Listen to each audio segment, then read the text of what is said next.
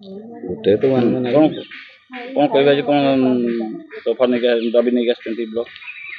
ଆଜି ଆମେ ମୁରୁଡ଼ା ବ୍ଲକ ବିଡ଼ିଓଙ୍କ ମାଧ୍ୟମରେ ମୁଖ୍ୟମନ୍ତ୍ରୀକୁ ଦାବିପତ୍ର ପ୍ରଦାନ କରୁଛୁ।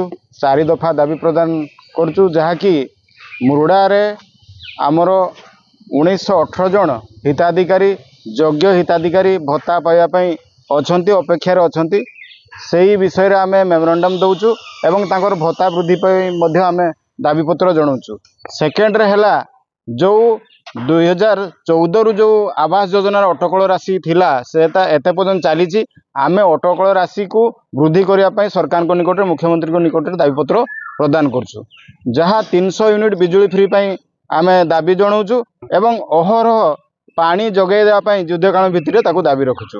ବର୍ତ୍ତମାନ ରହିଲା ଆମେ ନିର୍ବାଚନ ମଣ୍ଡଳୀକୁ ଯଦି ଦେଖିବା, ଯେଉଁ ଅପେକ୍ଷାରତ ଭତ୍ତା ଯେଉଁମାନେ ଯୋଗ୍ୟ ହିତାଧିକାରୀ ଅଛନ୍ତି ସବୁଠୁ ହାଏଷ୍ଟ ଅଛନ୍ତି ମୁରୁଡ଼ା ନିର୍ବାଚନ ମଣ୍ଡଳୀରେ 6950 ଜଣ ଅଛନ୍ତି। ଯଦି ଅଲଗା କମ୍ପାରିଜନ୍ କରାଯିବ ଅଲଗା ନିର୍ବାଚନ ମଣ୍ଡଳୀକୁ ହାଏଷ୍ଟ ଅଛନ୍ତି। ତେଣୁ ଆମେ ଆଖି ଖୋଲିବା ପାଇଁ ଚାହୁଁଛୁ, ଏ ଅଞ୍ଚଳରେ ଯେ ବିଧାୟକ ମନ୍ତ୍ରୀ ଅଛନ୍ତି ସେ ଜାଣନ୍ତୁ କେତେ ଏଠି ଅପେକ୍ଷାରତ ଭତ୍ତା ହିତାଧିକାରୀ ଅଛନ୍ତି ଏବଂ ତାର ପ୍ରୋବ୍ଲେମ୍ ସର୍ଟ ଆଉଟ୍ ପର୍ଯ୍ୟନ୍ତ ପଦକ୍ଷେପ ନିଅନ୍ତୁ। କାରଣ ଯାହା ଆମେ ଦେଖୁଛୁ ସେ ଟିକେ ଘଣ୍ଟେ ସମୟ ଦେଲେ ମଧ୍ୟ ଭତ୍ତା ସାଙ୍ଗେ ସାଙ୍ଗେ ପହଞ୍ଚିଯିବ। ମୁଁ ହେଉଛି ସଲମା ମୁର୍ମୁ, ଭତ୍ତା ସେକ୍ସନର ବିଏସ୍ଏସ୍।